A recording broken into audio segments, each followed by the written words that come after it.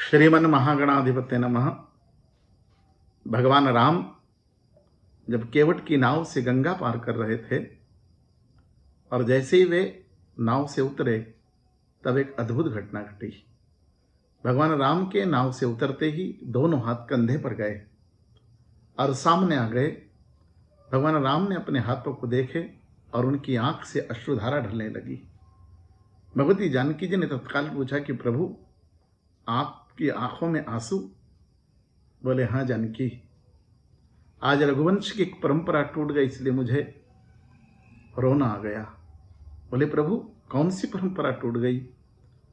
भगवान राम कहते हैं, जानकी, रघुवंश में परंपरा है कि किसी सेवक से कोई सेवा लो तो उसके बदले उसे जरूर कुछ न कुछ पारिश्रमिक देना चाहिए। रघुवंश में बिगाड़ लेना की परंपरा नहीं है। अपने सेवक को सेवा के बदले कुछ देना चाहिए। और आज मैं केवट को कुछ देना चाहता था, लेकिन जैसे ही हाथ कंधे से टकरा कर आए, रीते हाथों को मैंने देखा, तब ध्यान आया कि मैं अपने मणिमाणिक की मालाएं तो मां कैकेयी के चरणों में रखकर आ गया हूं। आज केवट को दूं तो क्या दूं? भगवती जानकी ने कहा, नहीं नाथ, रघुकुल की परंपरा टूटी नहीं है। रघु और कुल पर कोई कलंक नहीं लगेगा। देखिए ना, मेरे पास ये मुद्रिका है, मेरा सुहाग चिन्ह है। मैं इसे उतार कर दे देती हूं केवट भैया को, ताकि उनकी सेवा के बदले हमने कुछ न दिया ऐसा न होगा। और भगवती जानकी अपने शरीर पर धारण किया हुआ एकमात्र सुहाग चिन्ह उतारने लगी।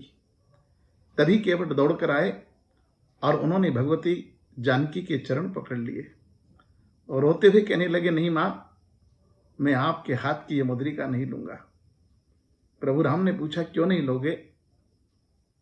केवट ने कहा, प्रभु मैं अनपढ़ हो सकता हूं, मैं गंवार हो सकता हूं, मैं जाहिल हो सकता हूं, लेकिन प्रभु मैं पापी नहीं हूं, मैं अघ नहीं हूं, मैं पतित नहीं हूं कि अपनी नाव के किराए के बदले किसी सुहागवती स्त्री का सुहाग चिन्ह नहीं उतरा दो।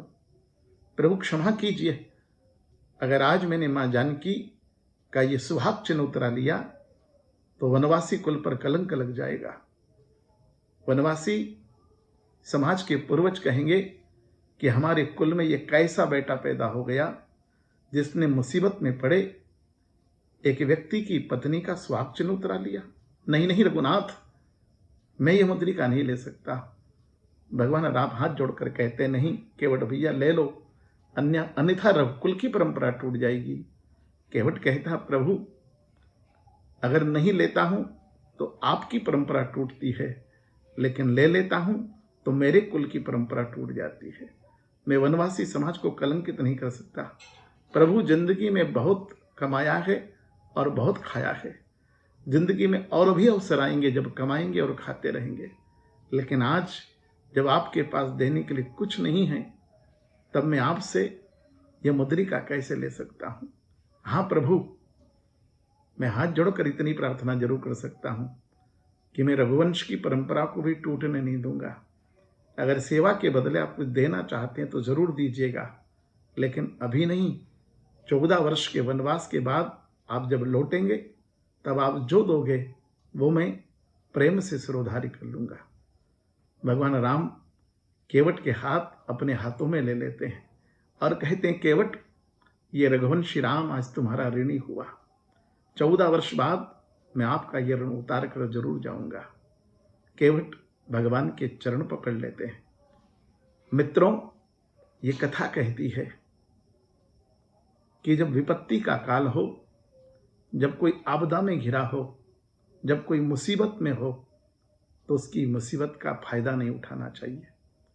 आज जब सारा समाज कोरोना की समस्या के कारण मुसीबत में पड़ा हुआ है, ऐसे समय में कालाबाजारी, अनैतिकता, अनियमित लाभ कमाने की वृत्ति भारतीय संस्कृति के प्रतिकूल है।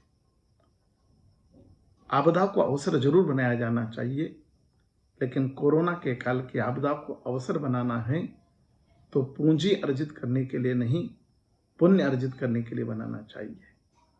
आज का अवसर है कि विपत्ति में, संकट में, मुसीबत में पड़े अपने समाज बंधुओं का अपने सामर्थ्य के अनुसार हम सहयोग करें और इस आपदा के अवसर में पुण्यार्जन कर भारतीय संस्कृति के और भारतीय जीवन मूल्यों की रक्षा करें।